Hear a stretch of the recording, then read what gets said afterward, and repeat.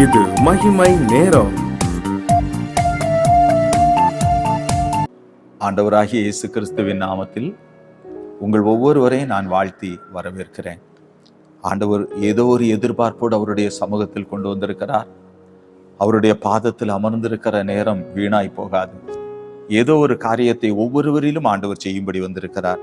அவரை நோக்கி நாம் ஜெபிப்போம். எங்கள் நல்ல ஆண்டவரே, நீர் செய்ய நினைத்த காரியம் தடைபடாது. உம்முடைய சமூகத்தில் வந்திருக்கிற ஒவ்வொருவருடைய வாழ்விலும் நீர் விரும்புகிறதை செய்தருளும் என்று இயேசு கிறிஸ்துவின் நாமத்தில் ஜெபிக்கிறேன் ஜீவனுள்ள தகப்பனே, ஆமேன். பிரியமானவர்களே, இந்த நாளிலும் வேதத்தில் இருந்து நாம் சிந்திக்கும்படி நான் தெரிந்து கொண்ட ஒரு தலைப்பு, தாழ்ந்தவனையும்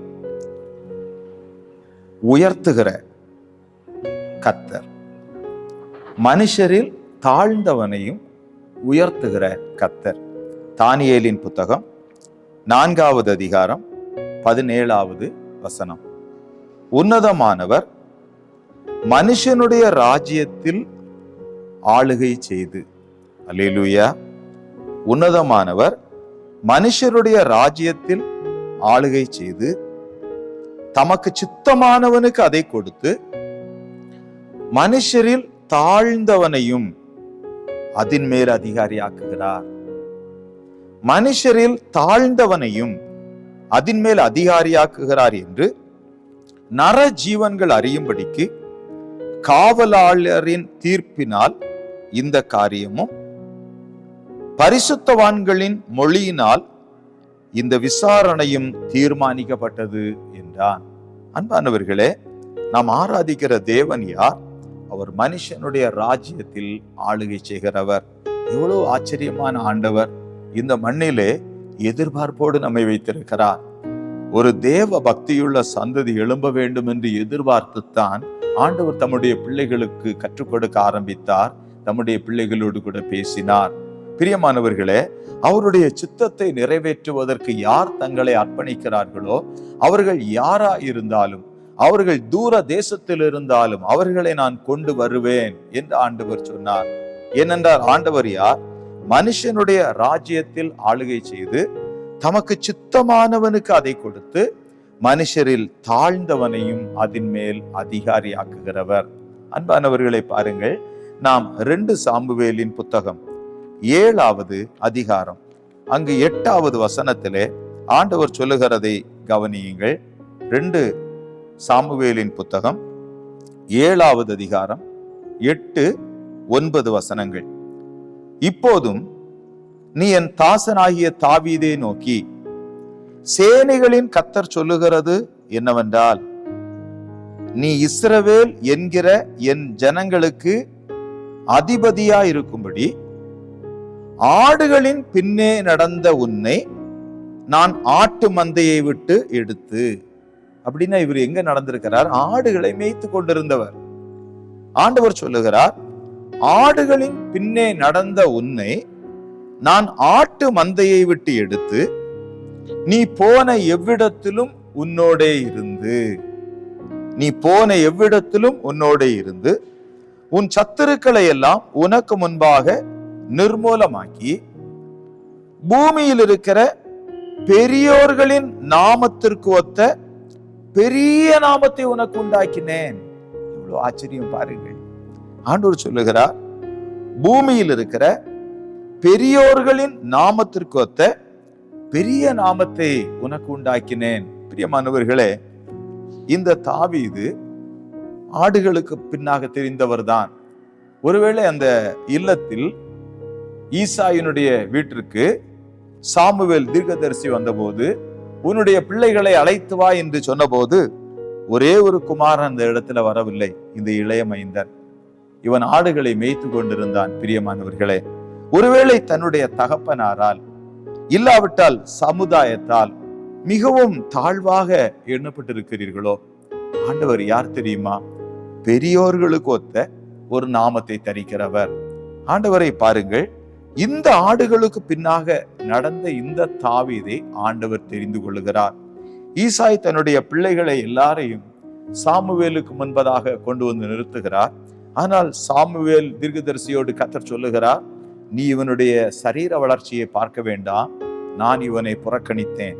பாருங்கள், 7 பேரும் புறக்கணிக்கப்பட்டார்கள். ஆனால் அந்த தகப்பனாரை பார்த்து கேட்கிறார், உமக்கு இனி யாரும் இல்லையா என்று கேட்கிற போது அவர் சொல்லுகிறார், இன்னும் ஒருவன் இருக்கிறான், அவன் ஆடுகளை மேய்த்து கொண்டிருக்கிறான், இப்பொழுது அவனை அழைத்து வா, அவன் வருகிற வரை நான் சாப்பிடுவதில்லை என்று அவர் அங்கு காத்திருக்கிறார்.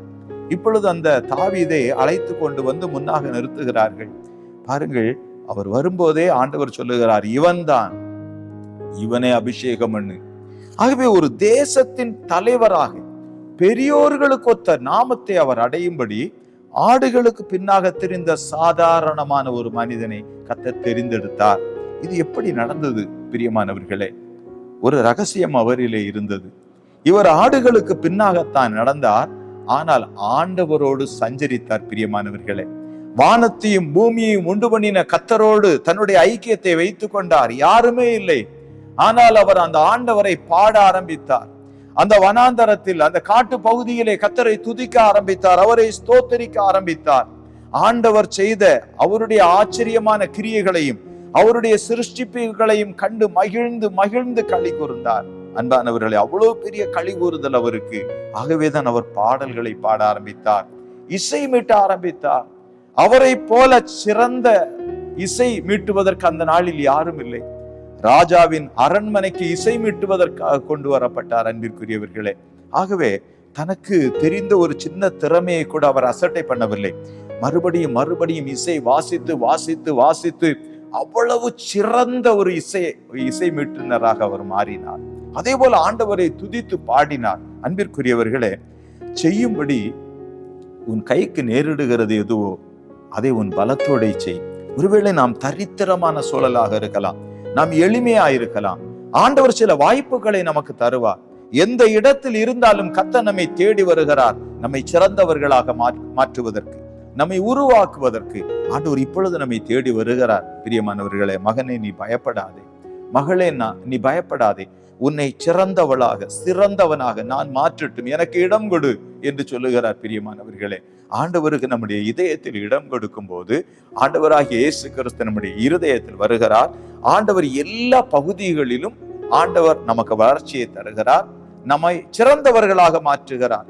ஒவ்வொருவருக்கும் உதவி செய்யும்படி ஆண்டவர் இப்பொழுது நம் நடுவில் வந்திருக்கிறார். பிரியமானவர்களே, இயேசு கிறிஸ்து நல்லவர். பிரியமானவர்களே, அவர் நம் ஒவ்வொருவர் மீதும் அவ்வளவு அன்பு வைத்திருக்கிறார், நம்மை உயர்த்த வேண்டும் என்று விரும்புகிறார். பாருங்கள், இன்னும் ஆதியாகமத்தின் புத்தகம் 41வது அதிகாரம் 14வது வசனத்தை நாம் படிக்கும் போது பாருங்கள், அப்பொழுது பார்வோன் யோசேப்பை அழைப்பித்தான், அவனை தீவிரமாய் காவல் கிடங்கில் இருந்து கொண்டு வந்தார்கள்.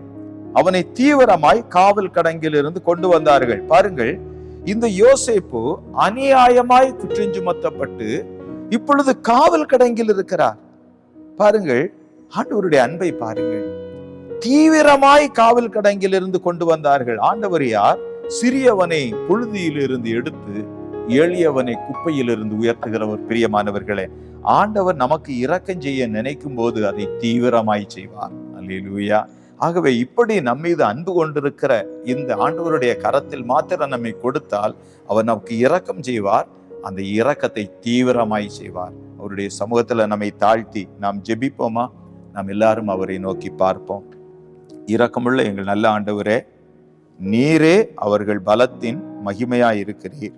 ஆண்டவரே, எங்கள் ஒவ்வொருவருடைய வாழ்விலும் உம்முடைய இரக்கத்தை தந்து உயர்த்துகிற கர்த்தர். இப்பொழுது ஆண்டவரை சிறந்தவர்களாக மாற்றுவதற்கு உம்முடைய சிருஷ்டிப்பின் வல்லமை எங்கள் நடுவில் வந்திருக்கிறது. இந்த வார்த்தைகளை கேட்டுக்கொண்டிருக்கிற ஒவ்வொருவர் மீது உம்முடைய கரத்தை வைத்தருளும் ஆண்டவரே.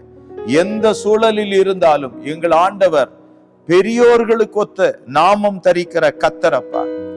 எளியவனை ஆண்டவரை குப்பையில் இருந்து உயர்த்துகிறவர், சிறியவனை புழுதியிலிருந்து எடுத்து உயர்த்துகிறவர். இறங்கி ஒவ்வொருவர் மீதும் உம்முடைய இரக்கத்தை தந்து ஆசீர்வதியும் என்று இயேசு கிறிஸ்துவின் நாமத்தில் ஜெபிக்கிறேன் ஜீவனுள்ள தகப்பனே, ஆமென்.